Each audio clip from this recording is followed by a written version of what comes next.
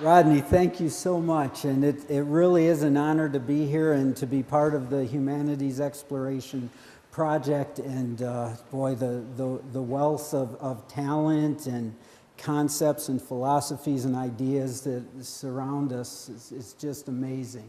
And I want to introduce WorldBeat. First, I work with Naveen Chetri. Actually, Naveen is the director of WorldBeat, and I kind of assist him a little bit in this. Naveen, and he's brand new father. What is it, 3 days now?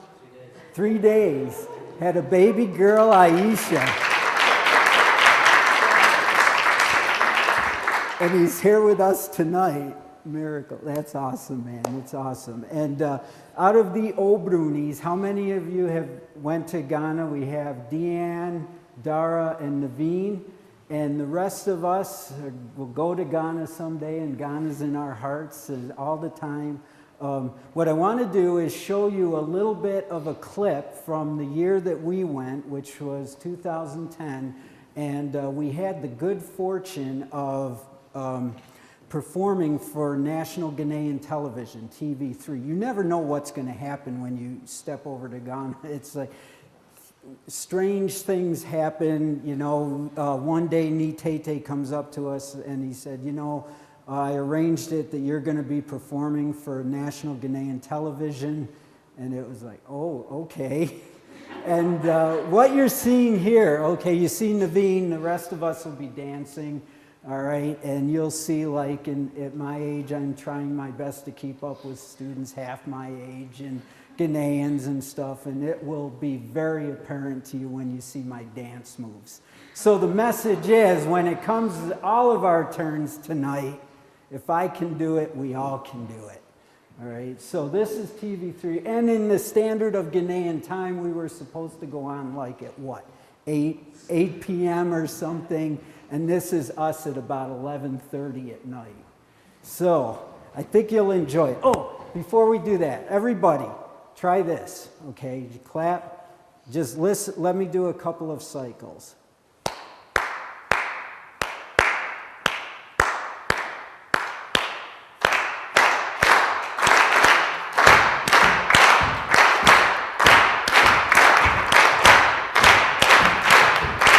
Okay, excellent. See if you hear that. I bet you will.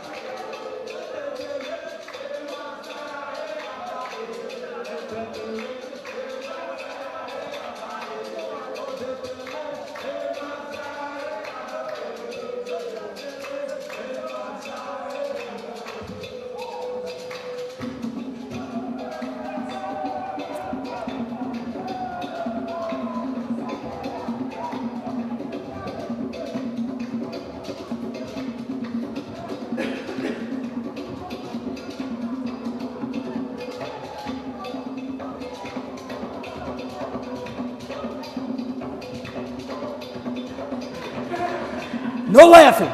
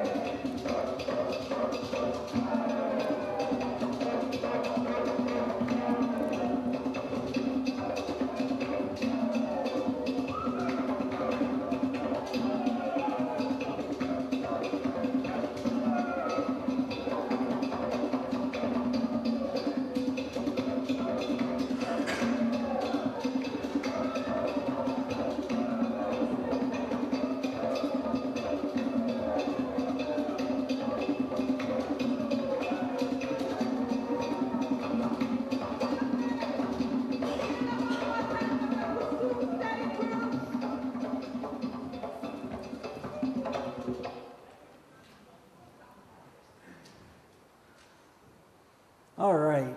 So that was called Polygo, and it's as much fun as it looks. I mean, this stuff is a blast. Now, what we're going to do now is bring it from the media to live, but we're not going to do Polygo. We're going to do another rhythm that's called Pacha. Okay, and Pacha, what we're going to do first is, before the dancers dance, we're going to demonstrate the interlock. Okay, what is happening with the ensemble in terms of communication, there's not just communication between the drummers and the dancers, but there's communication within the separate parts.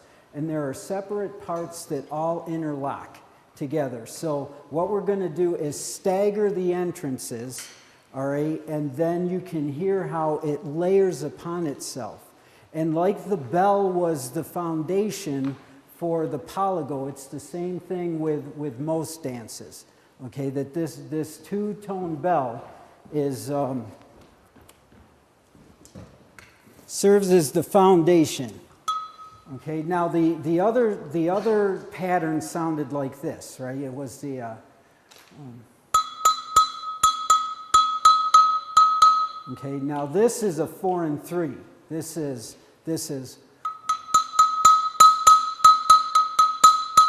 it sounds similar but different too, right?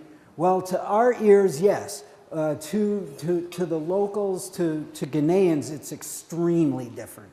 Right? So what we're going to do is I'm going to start, then the rattles will come in, okay, and then the bass, the doon-doon, and then the separate Polygo drums. All right, these are called Polygo drums in front. Do you see how they're peg drums? All right, so here we go, just to, okay.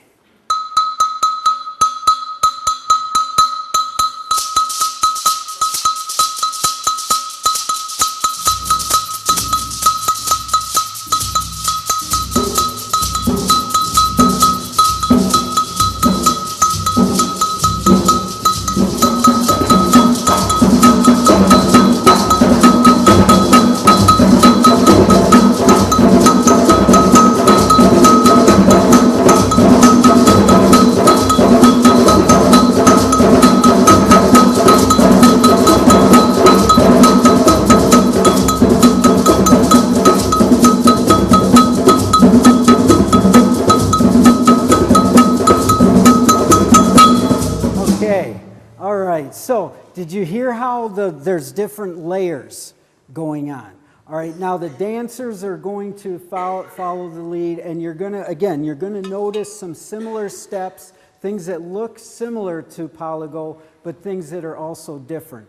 Now, this is traditional Ghanaian music and dance. However, as we're going to go deeper into the topic tonight, you're going to see that the term traditional is perhaps not as accurate as what might be called neo-traditional in some of the forms that we're going to look at with my fieldwork footage with dances and drumming that is part of the rituals and the ceremonies, some of the cosmology. So with that, okay, so here we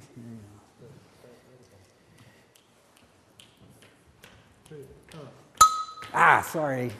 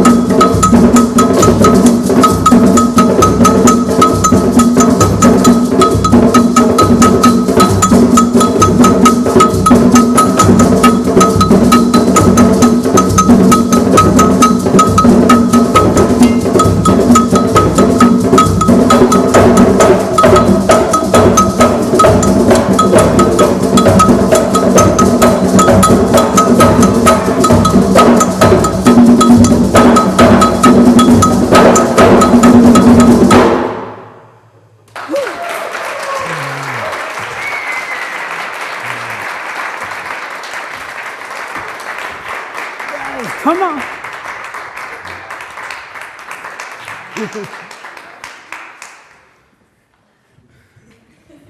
Take a bow.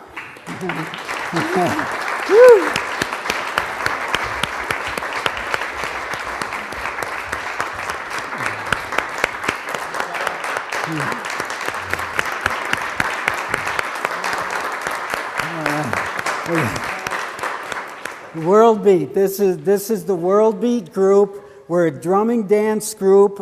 This is for if anyone wants to join. You're more than welcome. Okay, Builder at Idaho. It's offered next in the spring as well. Every semester. Every semester. 7 to 8 on Wednesday nights every week. Dancing and drumming. We'd love to have everybody. Where do you guys meet?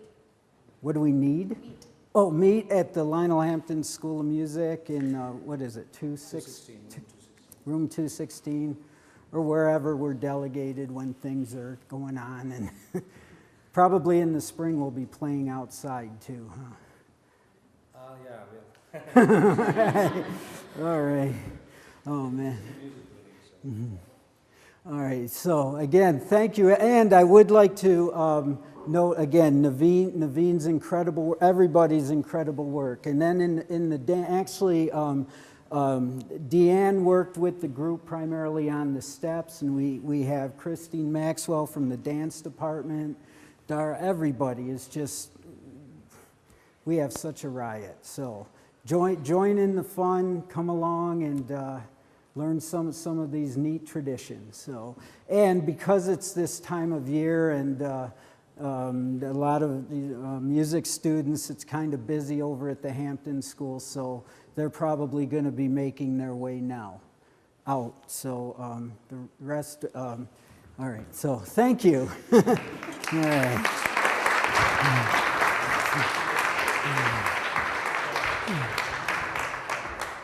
So, huh?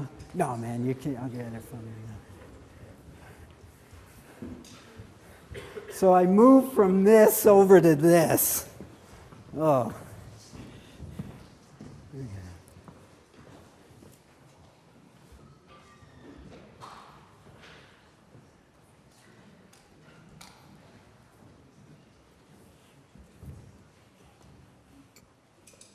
Okay, so what we have here, again, I'd like to welcome you all, and I thank you for coming. And what I'd like to do tonight is just give a brief overview of Ghanaian culture and some of the musical practices that kind of inform the things that we do here in World Beat. As again, I'm honored to be doing this, and part of the Humanities Exploration Project. And does anybody here know what this symbol to the far, it would be your right, is? Don't say Target department store. Does this look familiar? Yeah. From what I know, I would say something about everlasting life.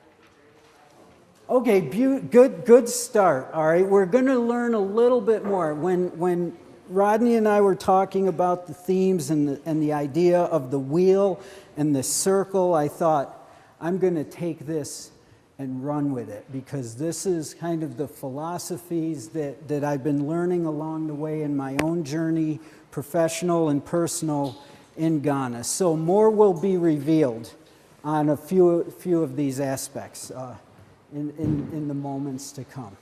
Now again, I'm going to take you into Ghana a little bit.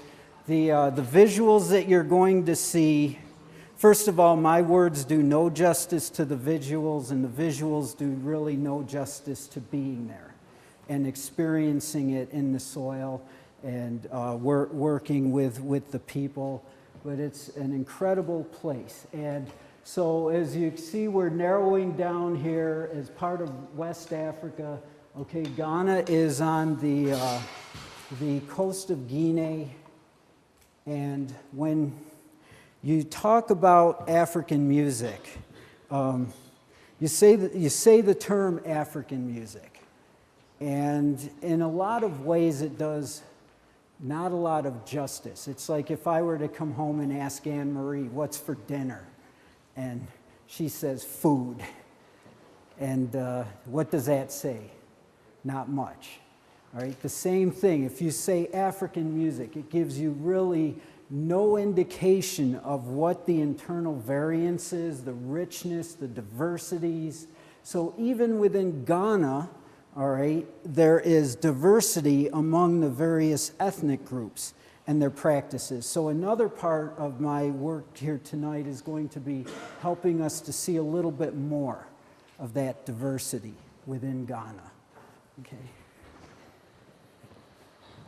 Now, when we talk about how many terms have been used, the globalization, westernization, the sphere of European influence, basically in approximately the year 1482 is when the colonizers first landed on the coast. And there was in Adina the meeting between Nana Kwamina Ansa and the Portuguese fleets led by Dom Diogo de Azaambua.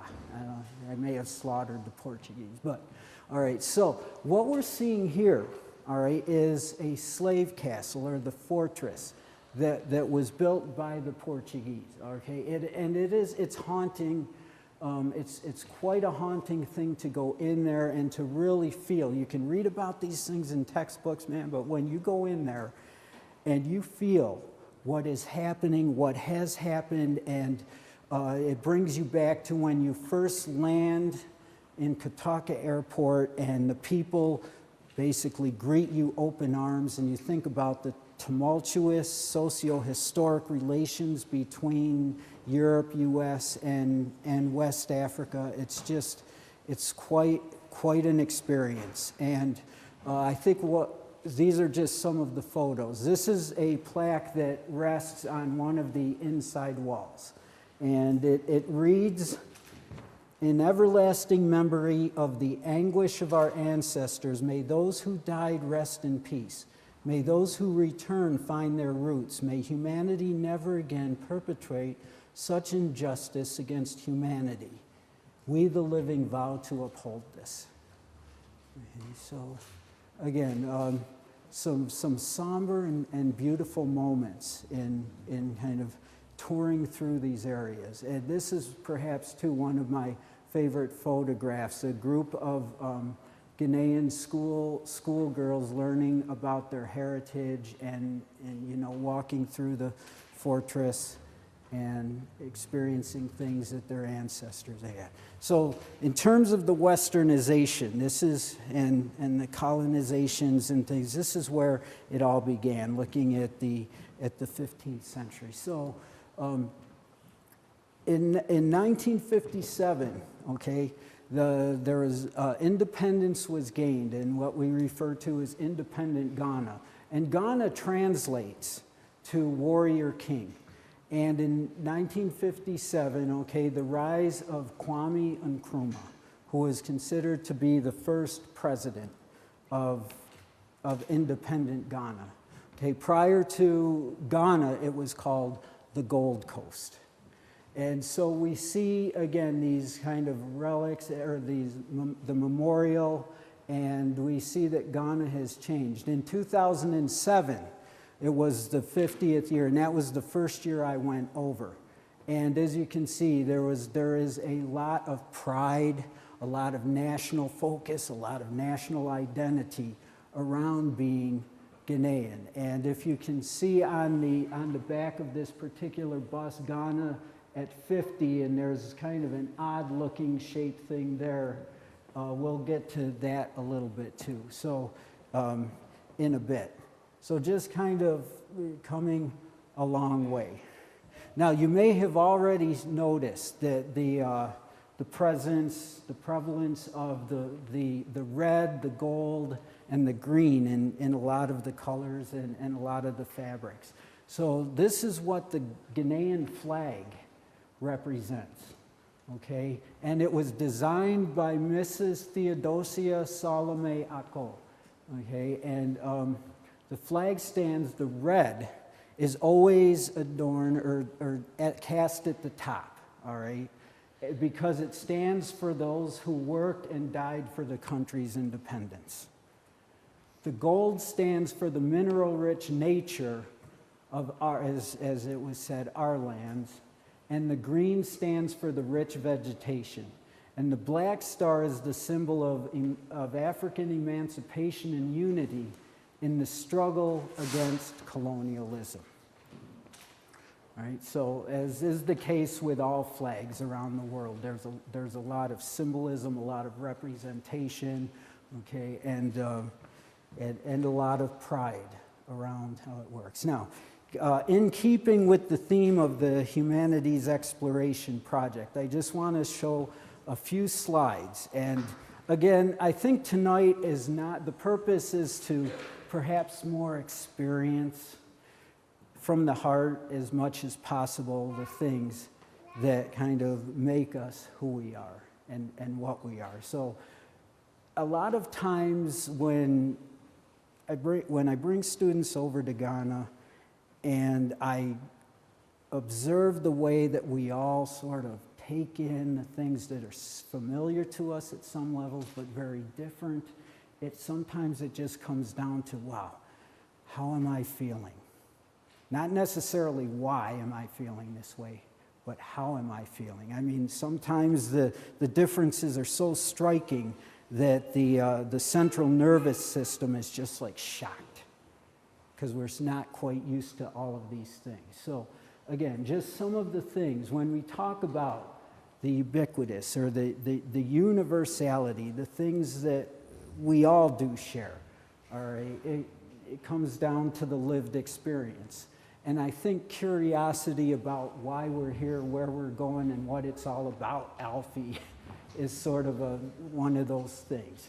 And I just think this photograph captures that, okay? It's, again, just sort of that sort of looking out and in wonderment. How about love? Would love be considered a universal? I would venture to say. Okay, and we feel a lot of love over there when we go over. You recognize the shirts? Idaho, yeah. Okay, this is Nitete and his wife Rita. And what you saw here tonight and heard here tonight, we owe a great, great debt. In fact, in 2008, they were here at the University of Idaho, and we had the good fortune of seeing the Kusun Ensemble perform. But just again, the smiles and the love that people have for each other is an incredible kind of ubiquity. Friendship and smiles is another thing that I think draws us into the world of Ghana as we are there.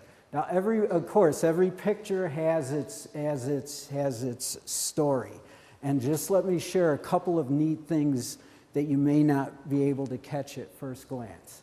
All right, the one at the top with these are two of our friends, and this is on the left is Akusa Ajeti, and he's a Rasta man.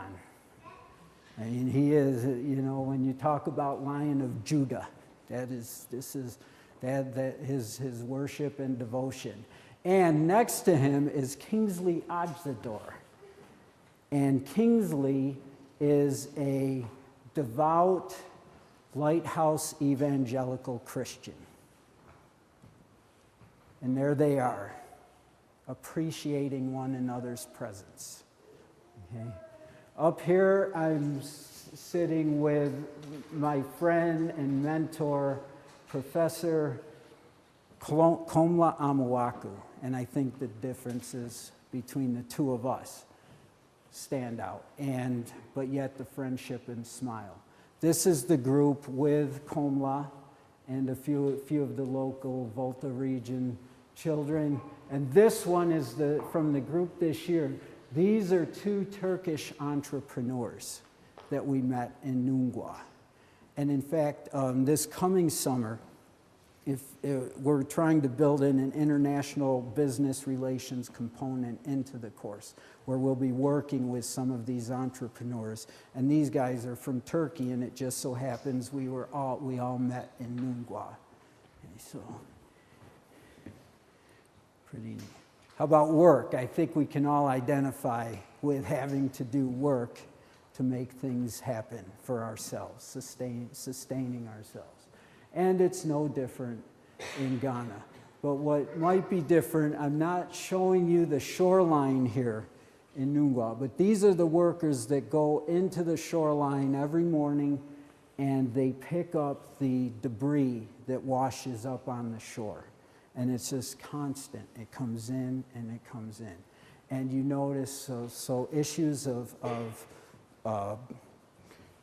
overpopulation, land pollution, okay, are big issues, are indeed big issues. And work. Now this is called pounding fufu, all right, in the middle. And fufu is a grain, all right, it's a staple, all right, and it's made out of the cassava root in part. And what is happening here, you see the large staff that Sarah's holding. Now, this is where some, rhythmic sensibility is extremely important. We hear it in music, but when you are there, you kind of feel it in the modes of operation of the day-to-day routines. When Ghanaians sweep their shops, they sweep and they sweep and they do it in a particular rhythm and they leave beautiful designs in the dirt, and it's like this rhythmic kind of sensibility. Here is where it plays out quite well, because what is happening is the person at the top, usually it's a male, and they're pounding the fufu. And then underneath in the bowl, the person is flipping it around. Now what happens if you're out of sync? Obviously, it hurts, okay? And again, Rita, this is Rita, is so good at what she does that she allows us to pound the fufu, and she gives us that experience. Now there was one day, okay, they said they gave me this staff, right? And so they said nobody was at the bowl. So I'm pounding away, right? And then Rita said, "Oh!" And then she calls like the villagers over, and they're looking, and they look in the bowl, and they start laughing because they noticed that I was not pounding straight. They were seeing indents here, here, here, and here, meaning that, like, I'm not flipping for this guy, right? And it's like, so then they, you take your lessons and you learn the rhythm and you learn the consistency. All right. Now the picture here on your far right, we'll get to it in a little bit in terms of explanation. Does anybody recognize what that is, Abby? I mean, what's it an image of? A what? Like the wrench. Yeah, it is. It's a wrench. It's like a big, it's a big wooden structure of a wrench. All right? I'll talk about that in a little bit. Okay. Life and death, probably the biggest universal of all for the human experience and enterprise. Okay. Now, we move from this odd-shaped wrench to, what is this? A fish. Okay, does anyone, in terms of structure, does anybody know exactly what these are? All right. But we'll keep, okay, yeah, okay. Yes. These are coffins, okay? These are Ghanaian fetish coffins. And what is happening in these is that the way that the person lived their life, what their interests were, are the way that they're buried, all right? And they're buried with things inside. And in fact, there is such a belief in life after death that they're buried with things that they'd need in the afterlife, such as pots and pans and money and the likes. But what happens is, so this is probably a fisherman, that's a cassava. Do you notice somebody was into film at some point, or and you see the film reels there, and then here's where it becomes real, when they open it up and then you see the lining, and then you realize, whoa, these are not floats for a parade or something. This is, okay, so it's, again, a lot of similarities, but a lot of differences. And it's very interesting because of the animated quality of these things. I've seen them shaped in Coca-Cola bottles, beer bottles, cigarettes. There was one, a long big cigarette. And again, the message being the way the person lived is what is honored, okay? Now, the unique kind of speaks for itself, all right? Here at the University of Idaho, I blend in pretty good. But probably when I'm among the Asofo, and this is, I'm actually an honorary, I was made an honorary chief of this group, and it's I mean, I love that. I love that. But again, these things that unique, I don't think there's any image here that we necessarily see here in Moscow on any given day. All right, but again, it's all in the context. So.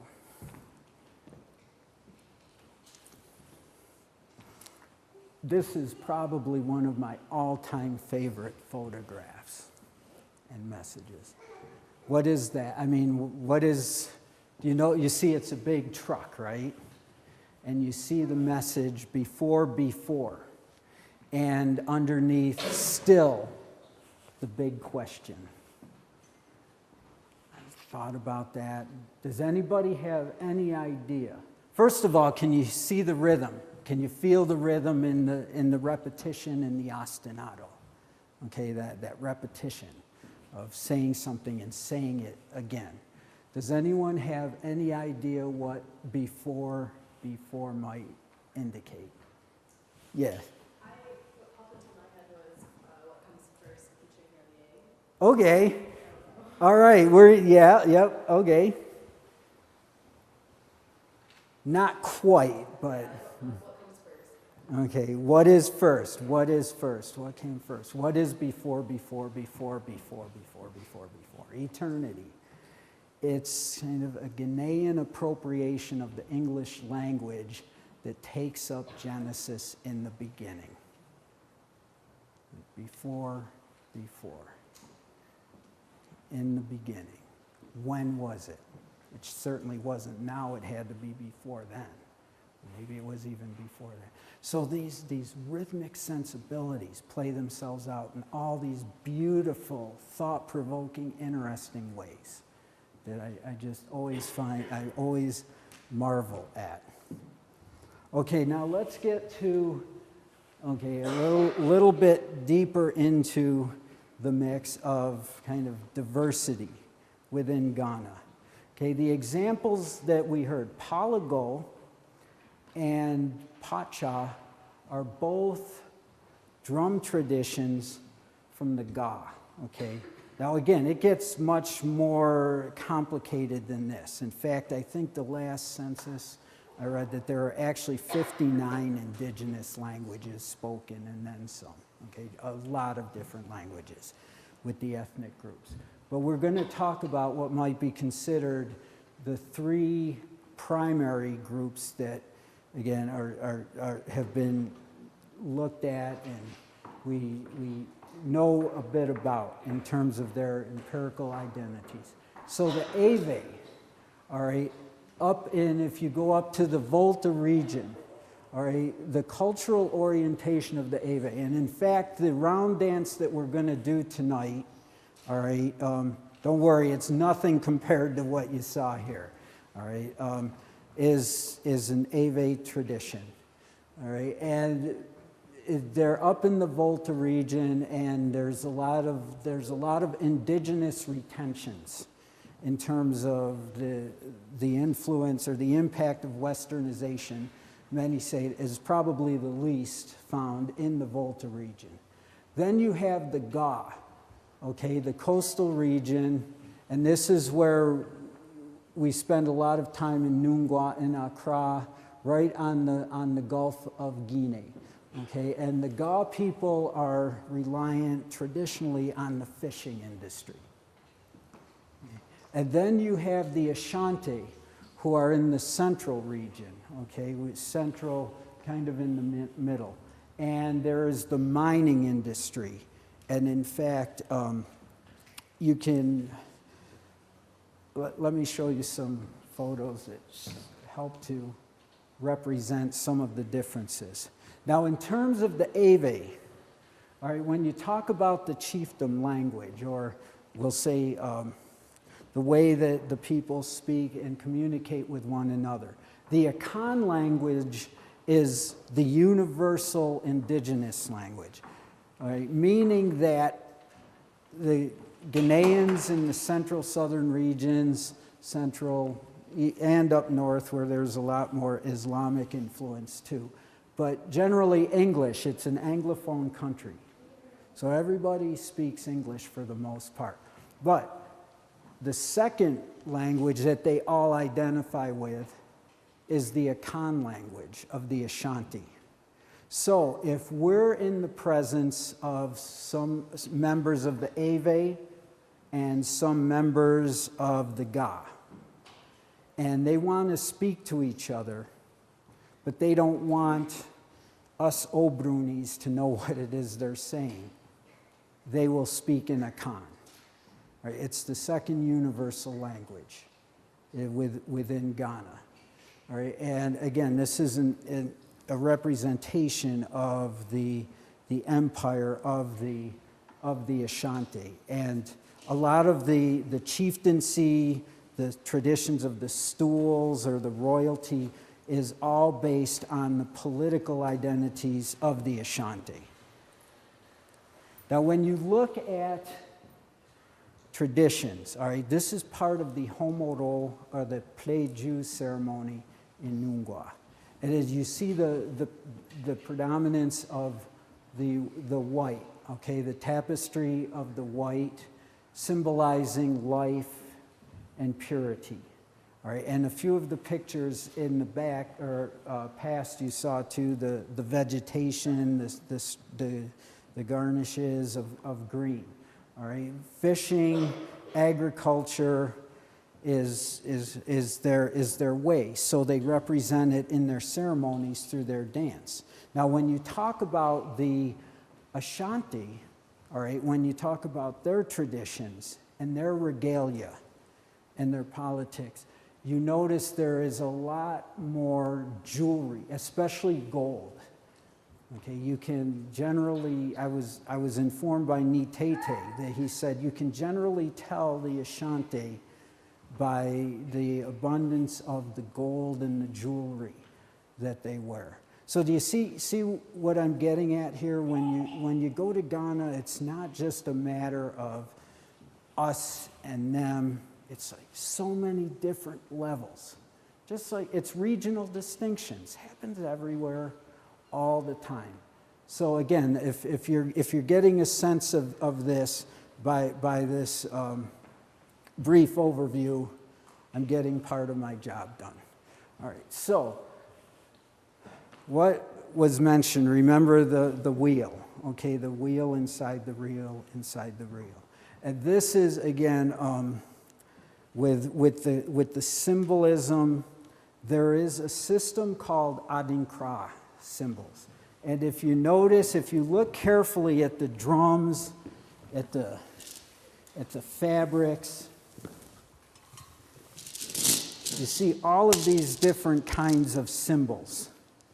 You see them on the drums.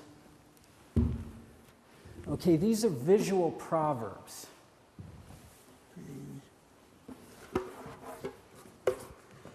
Here you see. All right. Before we go into the circle, let me explain, okay, what is happening here. Okay, this is a fern and this root, okay, it shows the rootedness, all right, planted in. Okay. And then this design with the stripes going across and then down, rootedness, all right? So you get this sense of stability along with flexibility. Okay, Adinkra symbols adorn so many things in Ghanaian culture. These visual symbols that were devised by the Ashanti, all right, these are visual belief systems, okay, owing to the cosmology, the wisdom and proverbs supporting the transmission of complex and nuanced belief. All right, these are visual indicators of ideals that the people hold true in living with each other. And, okay, now it was explained to me by Professor Ablade Glover at the University of Ghana. He said the tradition has it that Adinkra, a famous king of the Ivory Coast, angered the Asante Hini. Hini means king. Okay. Bansu Panin. Adinkra was defeated and slain in the ensuing war. So these Adinkra symbols actually represent that who was slain as a message that, you know, you better abide by perhaps some of these things. Okay, so it's an interesting twist if you think about it. Now here's where the wheel, all right, this is where I want to address the concept of the wheel and the spokes in the Human Exploration Project. Okay? I'm starting with Genie Ami. What do you notice about this symbol? It is symmetrical, isn't it?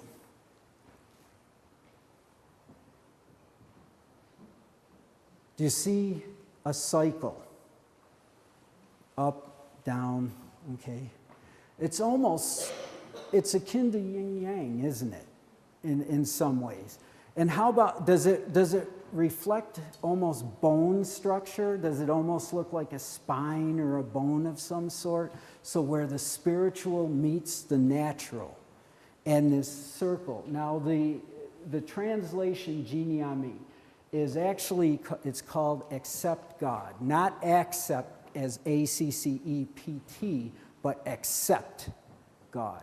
And if we fill in the blanks, it is except for God, there is nothing, or there can be nothing, no strength or power.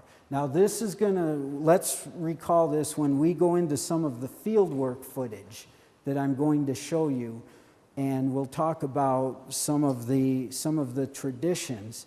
All right, when the colonizers came over and they saw some of the traditions that we're going to witness on the fieldwork footage, they saw these practices as evil, demonic, sexual, and they were looking at it with completely the wrong lens. All right? It's monotheistic perspective, a belief in God. All right? One single God with various levels of ancestral spirits, animistic spirits coming together. So we'll recall that. Now, in all of these, before you read, if you can do so, look at the visual before reading what the explanation is. This one might be a little, we can't gloss, but again, this is the power of the circle in the universal, which is why I thought it'd be good tonight to do the circle dance. Okay. Adinkra Hini, the Adinkra king. Second to Genie Ami and perhaps Sankofa, all right, this is the chief of all the designs. It forms the basis of all Adinkra printing. It's the core. It's the centrality. It's the circle. It's the cycle. It's the wheel. You know, it's like without it, there can be nothing else. So it is central. Okay. Don't read the top. Do you see the circles at the bottom? Follow the yellow brick road. No. But there's probably something true in there. All right. Now, when you read it, 20 men, The ram's horns. Now can you see the ram? Could you see the ram at first? Probably not. But then when you see what it is, or you're told what it is, do you see the ram in it now? All right.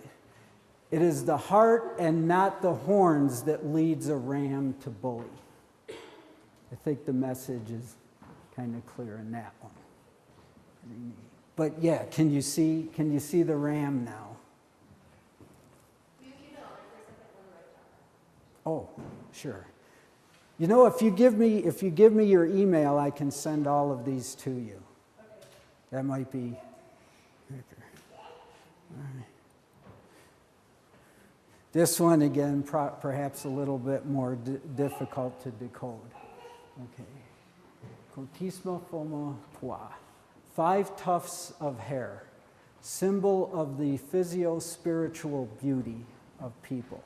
Now, when you see in the ceremonies, oftentimes you'll see this, this adornment of the hair. All right. Everybody, count the strands. You see? Did you see this picture earlier on? Yes. All right. Now, perhaps we were all looking at this as like, wow, that's an odd hairdo, kind of, or something we're not accustomed to seeing. All right. Now, do you see how that works? It's a representation of this odd and cross symbol. Now, let me ask you this. In terms of tradition, would you say that you're looking at a Ga tradition or an Ashanti tradition by the way that they're dressed, if you can remember back?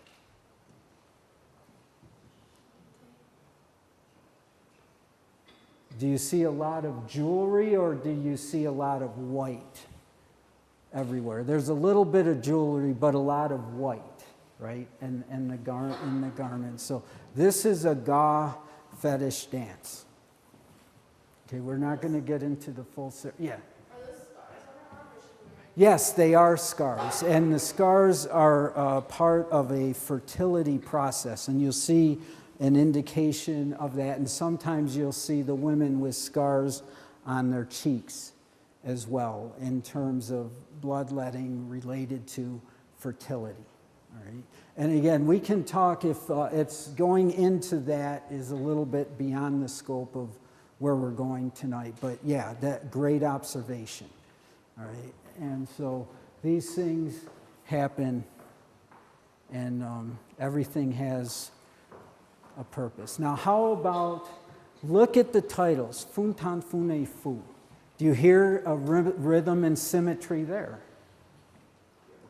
Absolutely. There's a rhythm in the language. Now, if you didn't know what it meant and you're looking, it's like, okay, you see the circle in the center. The message, crocodiles share one stomach, yet fight over food. Meaning what? Kind of a greed. Okay? Greed is perhaps not a good way to live your life. Kuntin Kantan. Do not boast. There is need for humility. And what is humility? Being teachable at the hands of perhaps others, a reliance on others, an acceptance of the fact that you need each other. And so the separate circles are connected. You need each other, all right? So this kind of idea that, you know, there's humility in working together and realizing that perhaps a person that is stronger at one thing can help you, and in turn you're stronger at something and you can help them, and everybody's connected. So the circle is not just separate, but we all connect cyclically. All right, now let's revisit music. Some of the features that we find in Ghanaian music, and some might even say these are some structures you see in much music around the continent. Right? The oral tradition, The idea that I'm going to, in fact, I'm going to say something, you say it back to me. Petri, Petri. Said you out a day day. Said you out a day day. Said you out a day day, said you are. All right, we're going to revisit that at the dance. But that's oral tradition, okay? I say it, you say it back. All right, now with the drums, okay, I'm going to, okay, say doom.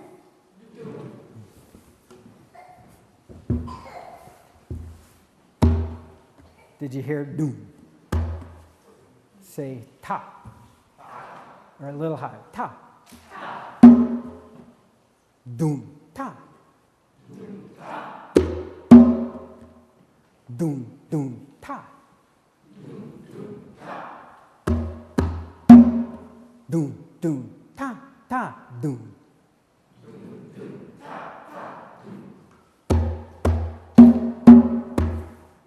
Okay, now I'm going to play the drum and you say back the vocals that you're hearing. All right, you ready?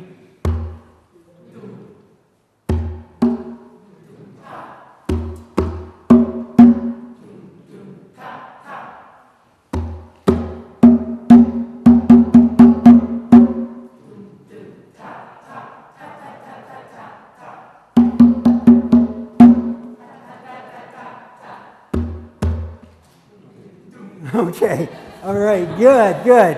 All right, so that's oral tradition, and we're breaking it down. I mean, we're keeping it at a very fundamental level. Now, in terms of that, the interlock, the ostinato, how many of you like jazz and blues and gospel? And yeah, we all do.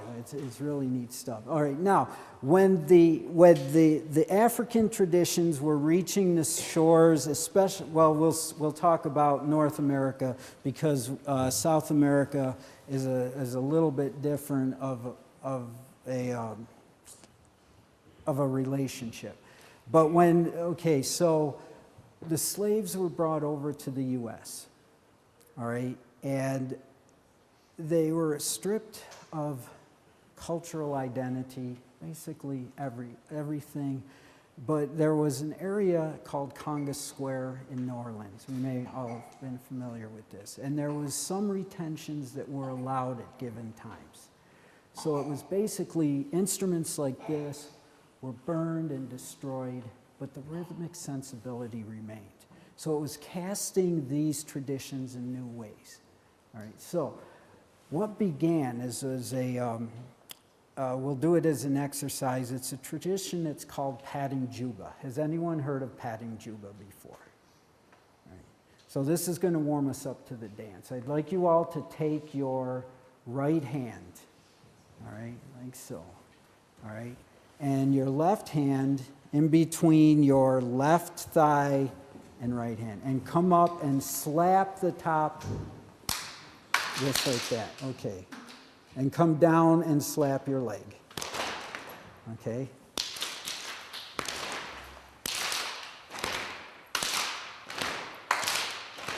All right, A's for everybody. Do you think that's the end of the story?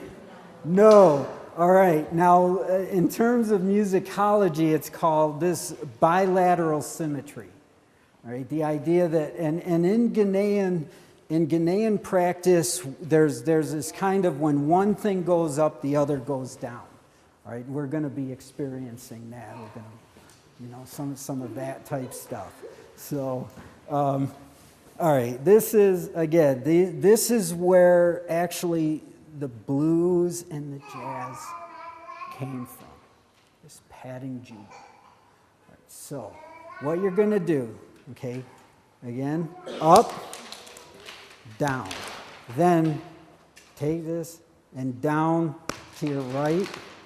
Then this comes up, slap, down, over, up, slap, down, up.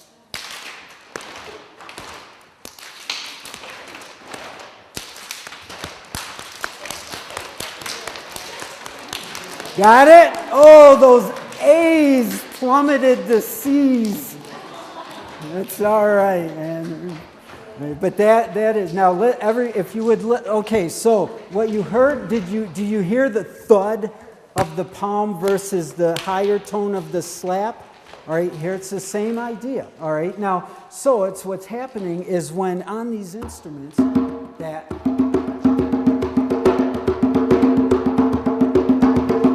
now you're hearing it, right? You're hearing, wow, that's not just somebody. Do you hear the differences in the tones? That's the messaging, and that's the communication.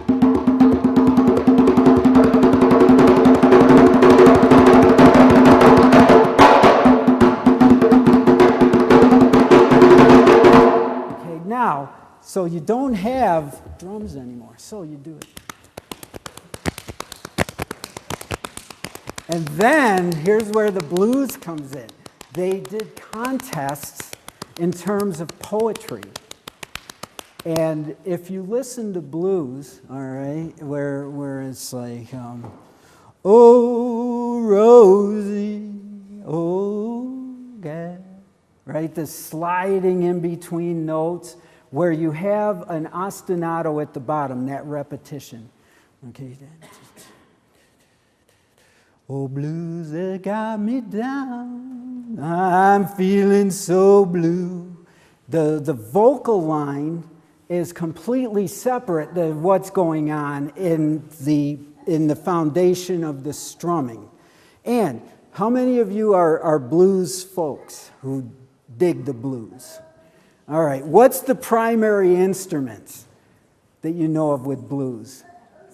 Okay, the sax, but the guitar, and what else? When you had to ride the rails, and could you carry pianos around when you're riding the rails? No, harmonica. What can you do on a harmonica and a guitar? You can slide and you can bend and you can slur. All right, so it was like these replications of the voices that trace back to the field hollers of the African work songs, etc. So let's try the patting juba again once more. All right. 1 2 da da da da da da da da. 1 2 3 1 2 3 1. All right, beautiful. Okay, okay, we're warmed up. Everybody, let's step it up a notch. Everybody stand up. All right. Now we're going to do an exercise. In fact, I think we'll pull away from the slides for now and just kind of have a little bit of fun. All right. So I want you, all right, just listen to what I'm doing here. All right. So I'm going to step, and it's not when usually in European tradition, when we count and tap, we tap with one foot. Do you think that's the way in Ghana? No. What do you do? Both. Everybody.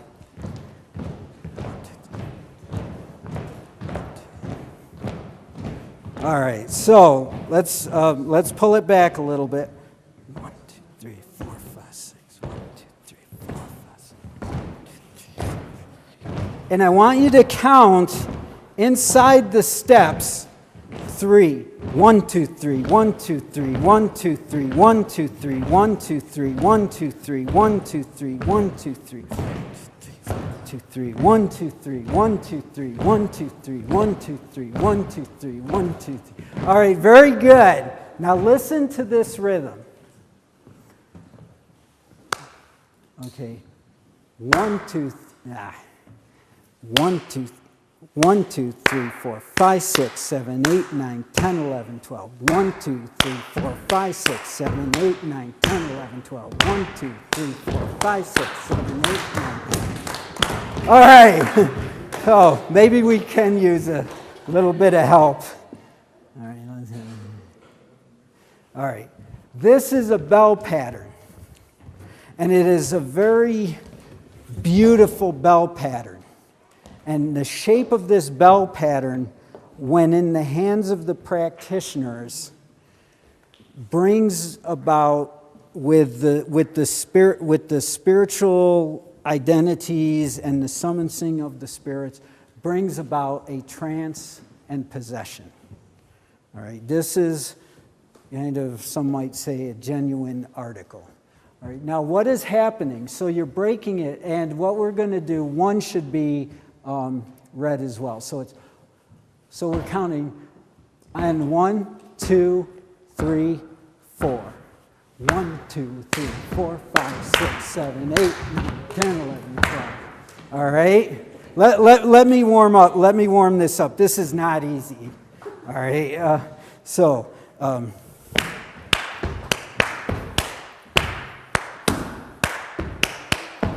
Do you hear how it's two patterns going on at once? All right, that's kind of the bilateral symmetry. Now that is, for anybody that's into popular music, it's that communication that sets off the traditions of the dance, appropriated into the popular forms. So if you can, if just clap with me, don't worry about stepping unless you feel you have it. And we won't worry about counting. So,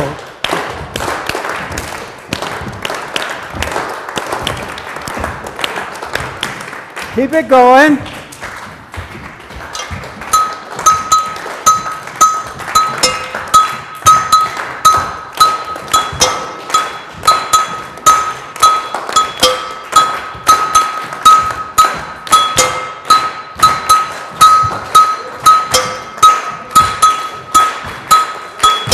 All right.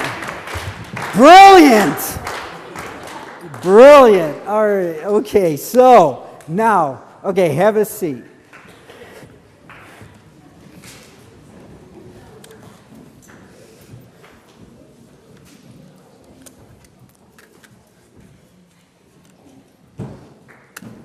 We're going to contextualize the dances and the rhythms. This is a tradition that we're going to see. All right, it's a transpossession ceremony, and basically, what happens in this tradition, it's called the Oholu tradition.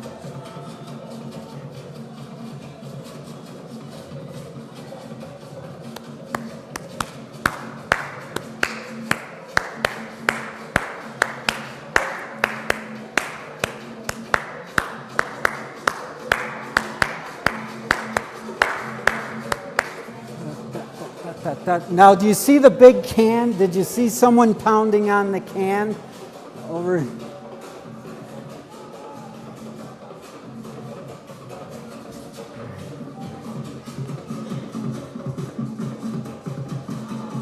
Dot, dot, dot, dot, dot, dot, dot, dot, dot, dot. Oh, sorry. Okay, now it.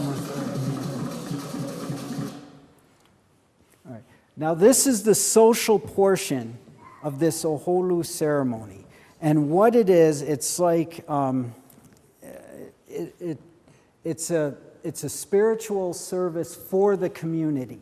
All right, it involves spiritual, psychological, emotional, physical, mental healing for the community.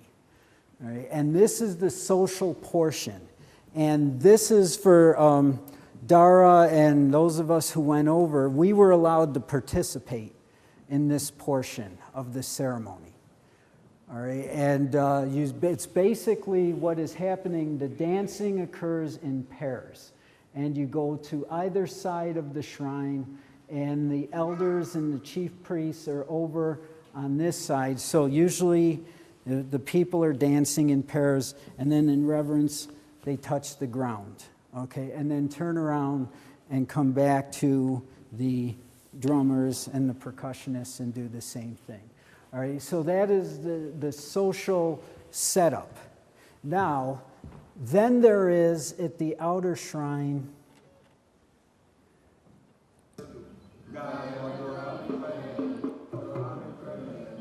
a libation. Now, these are the young prophets. Oh, these are the elders, and this is Hunor Gatupe Doga, who's the chief priest. of the Peve village. And this shrine here is Oholu, who is kind of a major god.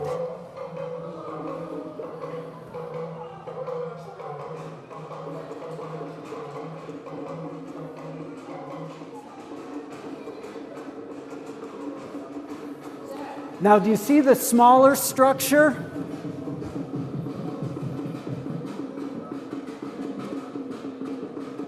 Okay, you see the smaller version of Oholu?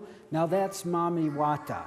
And what this is an indication of the male and the female sphere of life. Now, again, perhaps in European perspective, there's the thought that, okay, the male's bigger, it's dominant. It's not like that. The way it was explained to me is that what happens is that kind of humility idea, that everybody needs to work together if things are going to work. So if there is a threat, and again, in terms of fertility, women are closer to the earth, okay, and life. So if there is a threat coming from the earth, the women see it, can protect themselves and protect the men. If there is a threat coming from the heavens, the men are higher, taller, they can see it first and protect each other. So it's kind of this sort of symbiotic, reciprocal kind of perspective. That, again, you know, it might not appear that way upon glance, but that is what is indeed happening. So what is happening is Hunor is summoning the ancestral spirits, and these are the young prophets who are probably going to be the ones who are, at this point in time, will become the most predisposed to the spirits entering into them. Now, what you're going to see next it's somewhat graphic and erratic behaviors. What it is a show. There's going to be knives, and they're going to be stabbing at themselves, and it's going to show protection. Now, again, when the Europeans were looking at this, they were thinking, "Wow, this is not Christianity or whatever," and so it must be evil. But it was just the opposite. It was a show of belief and protection in an omniscient, omnipotent, single God. Okay. Now, this is the portion that we were not allowed to participate in.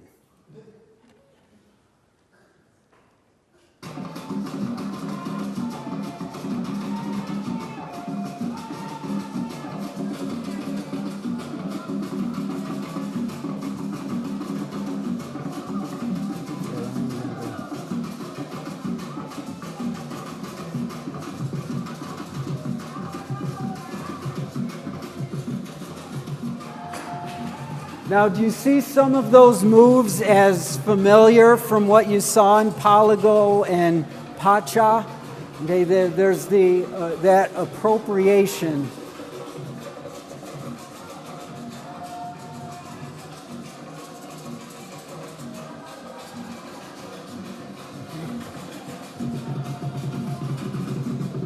Let me go ahead.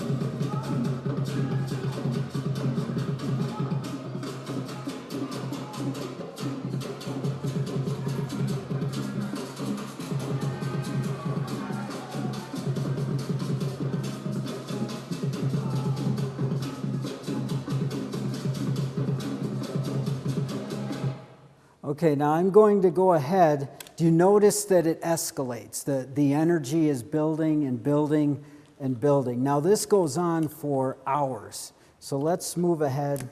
And so as I move along in through the course of the ceremony in the footage, notice the sunlight and the direction of the sun hitting the shrine and the people. And you'll get a sense of just how long this ceremony goes on and on. Now think about that in terms of the drumming, having to sustain that. Again, the trance and possession, that's a little too further along.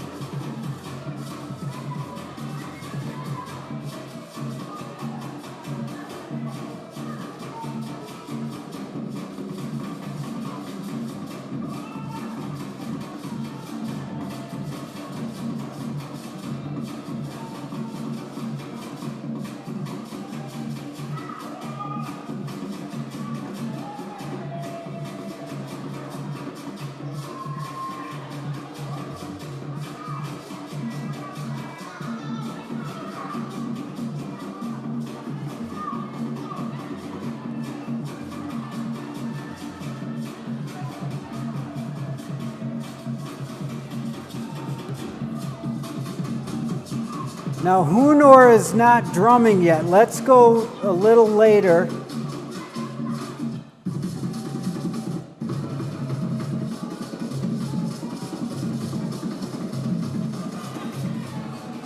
Now, Hunor steps in. Could you hear how the music is now seriously, it's driven. I mean, it's driven beyond what it was.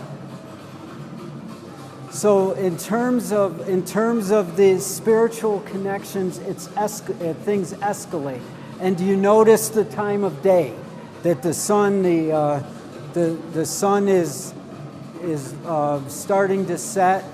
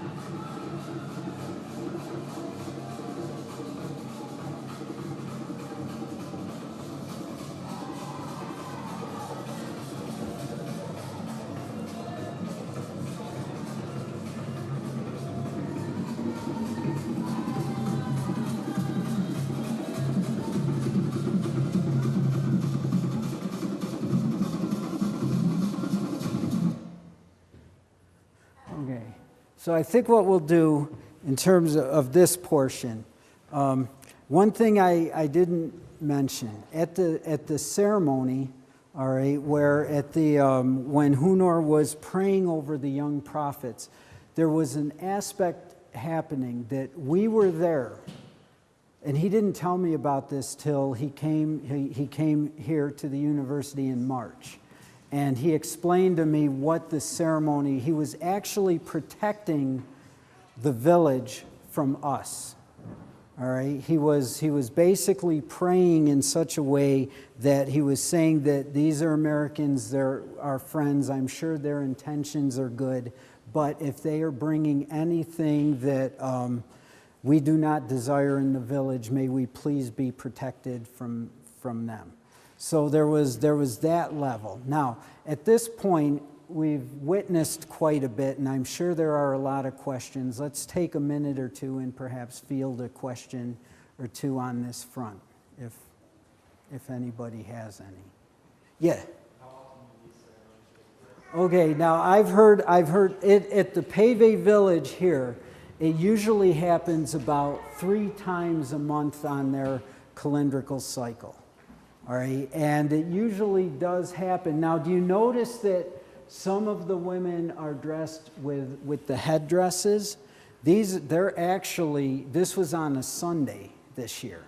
And these are Christian women who went to Mass and came back and, you know, did their worship with their village as well. But generally it happens on a regular basis, but kind of on an on-call basis as well. That if somebody needs this kind of summoning, that it can happen. Oftentimes, there's a little bit of disbelief for people who see this the first time, like this cannot be real. But you have to pose the question, why can it be real? Or why would this community go to this length to do this, you know, show themselves in this manner? Question? What age do they have to be to start entering this central point of that? Okay. Definitely what you notice is in terms of the oral tradition and raising, they learn the traditions at, you know, very young. And some of them are called to be master drummers. In fact, in the case of Hunor, Gatuk Pedoga, he was, the village recognized very early on at the age of 8 that he was to be a high priest. And there's a story behind that he went and he went into the woods, all right, and this spirit was there, a dwarf. He referred to it as a dwarf. And he met the spirit and didn't understand what was going on. He goes back to his village, and the villagers start treating him differently because they recognized in him that this occurrence happened. And this is generally, Hunor is a very young man and holds this position at a very young age. But generally, I think you generally see at this point in time maybe mid-20s, thereabouts, where it really starts to take shape and people are sensitive to the messages and realize what is happening and how they're feeling about it. Yeah. But yes. Why is it some wear white paint? Okay, the white is there's levels of ecstasy reached in terms of the process. And at points when it's recognized that a certain person is at a certain state, they will adorn that person with powder. All right, so it shows that it's recognized that they're at a certain level. Now, you also did you notice the grass skirts and all? And there was a woman, and they were coming up, and you'll notice that those who are very connected recognize that person's connected, and they'll actually pull at the vines to get at the spirit, okay, to connect themselves to the people who are deeper in the trance, okay? And you just generally never know who it's going to happen to, but if you go back to the praying over the young prophets, you see that they're the ones who are generally the ones who are at the kind of at the beck and call and mercy of the spirits. Some of them do tend to do different moves that do the same kind of thing themselves repeatedly. Does that symbolize anything? Well, did you notice in a few of the dancers there's kind of a hunch that occurs that's kind of like that? Now, again, I don't know what the physiology is to that. And again, this is a work in progress for me as well, all right? And this is why I keep going back to learn more each time about the process. But generally, it is a state where, again, it's almost maybe in kind of a suspended reality. And then that position is assumed. But generally, you notice, the moves, and that's what the point I was going to make about the neo-traditional versus the traditional. When you saw the group here performing, what were all the steps? In synchronization, weren't they? Everybody was doing the same thing. You're not seeing that here, are we? But a lot of the moves are the same, aren't they? So these neo-traditional kind of audience-based dances draw from these traditional practices in terms of the moves. Yeah. Is there a cue from any one person, or is it like the drummers and the dancers who speed up? Both. Yes, absolutely both. Sometimes the drummers follow the dancers, and sometimes the dancers follow the drummers. And oftentimes you'll see that when the drumming occurs, sometimes the soloist will mimic what is going on in the moves that's happening. All right. So again, why don't we move? How are we doing on time? Good. Yeah. Okay. So let's do one more thing. All right. Let's do this circle dance. All right, and we'll see how far we can go. So everybody, let's come up, or not everybody, whoever wants to. All right.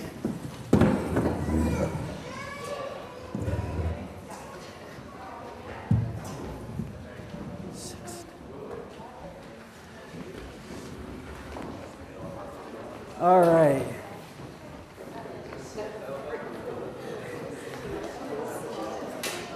Okay, hi there.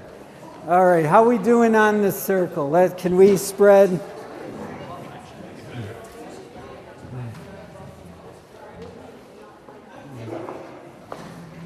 All right, so we're all actually going to be connected, but for now, all right, let's do this one step at a time.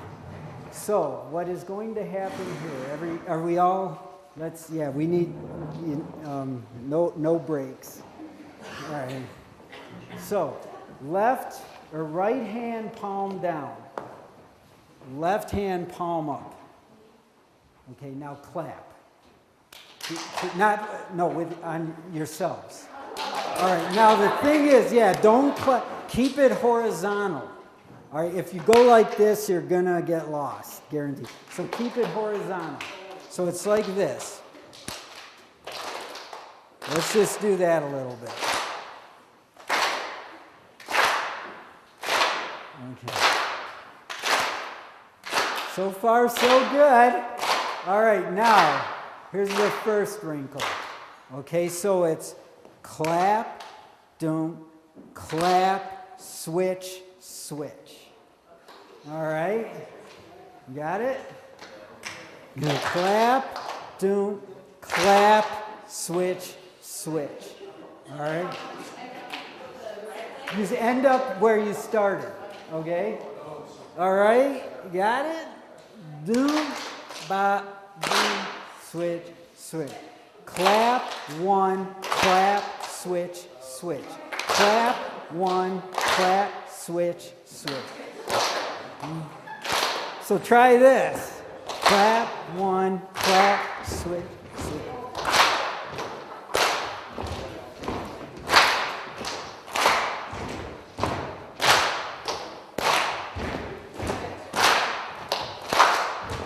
All right, now let's bring it together.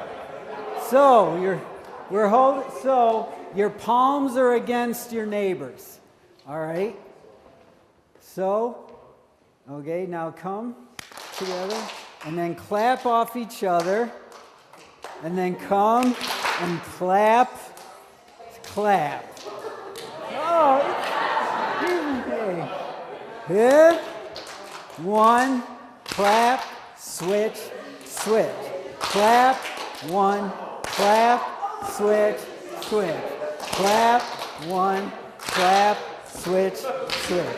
Clap, one, clap, switch, switch. Clap, clap, switch, switch. Clap, one, switch. Clap, one. Clap, switch, switch. All right, so now we're going to do this. So it's going to be All right, all right, the world beaters. Okay, do we all remember this pretty good? Okay, here's what it's going to look like when we're, okay? So.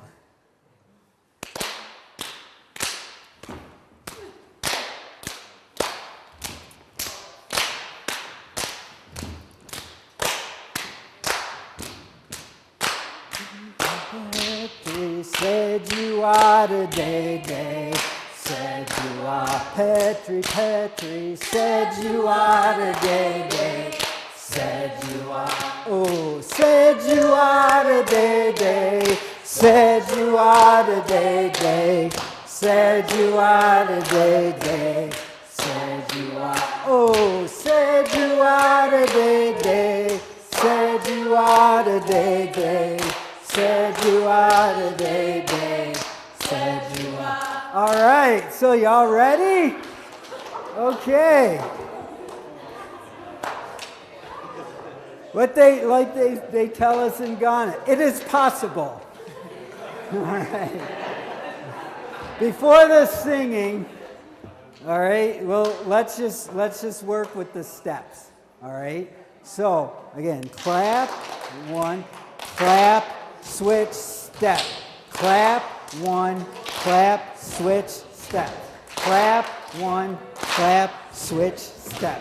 Clap, one, clap, switch, step. Clap, one, clap, switch, step. Clap, one, clap, switch, step. All right, perfect. All right, so here's the song. Now, what the meaning of the song is Petri's a name. So we would all go around and we would say our name, and it's basically the group acknowledging the person is like, I am Petri, and then we're here and we're all together and we love you. It's kind of like the general message. All right, it's an inclusive dance. So it's a call and response that recognizes the person. All right, so repeat after me. Petri. Said you are the day. Said you are the day. Said you are. Said you are the day. Said you are. Said you are the day. Said you are. Okay, so Petri. Said you are the day. Said you are the day. Said you are. Said you are.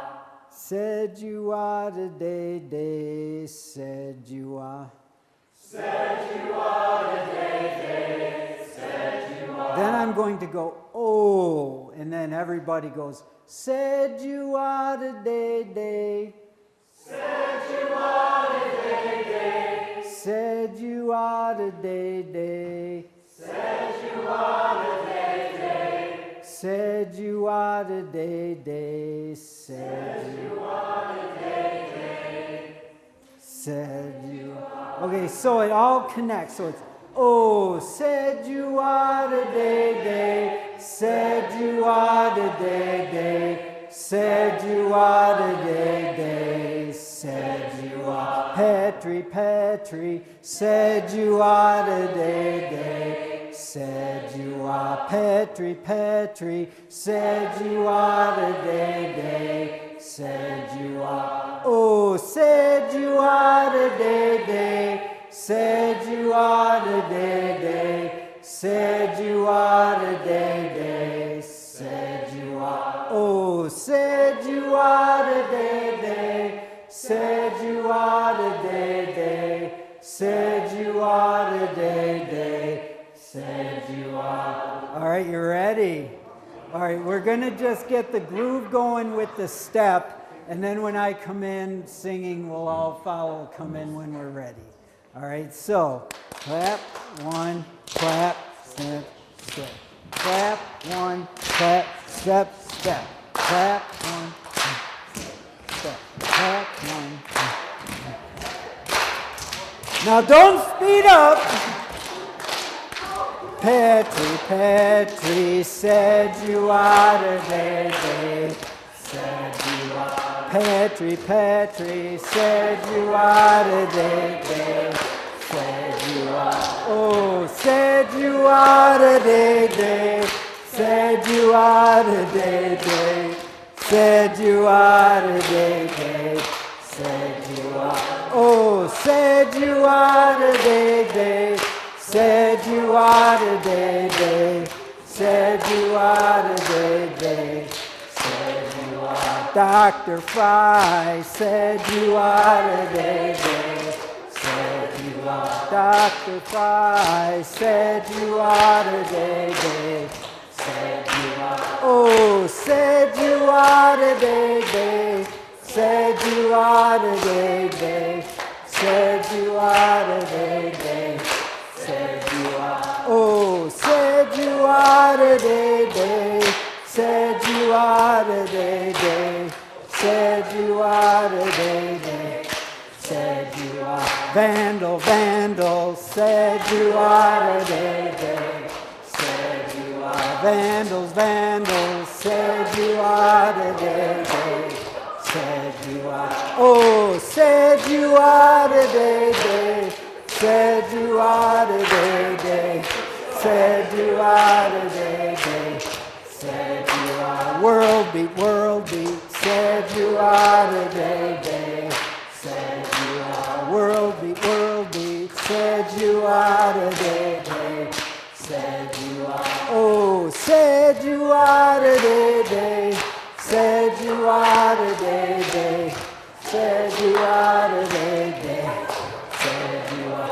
Pritchard, Pritchard, said you are. Oh, oh, I would.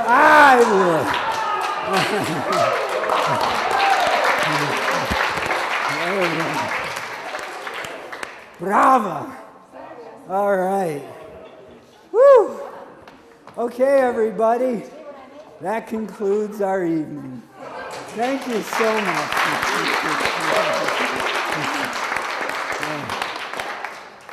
All right. Oh, hey, thank you. Thank you. All right. Thank you very much. Oh, man, it is fun stuff.